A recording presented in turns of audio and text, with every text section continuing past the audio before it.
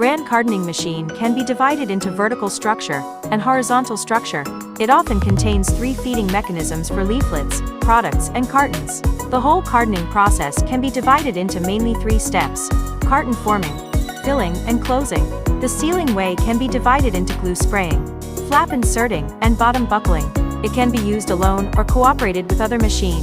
In Gran, we can customize cartoning machine with different functions as your requirements. Also integrate upstream and downstream machines to form complete production line. Get the solution? Please contact me.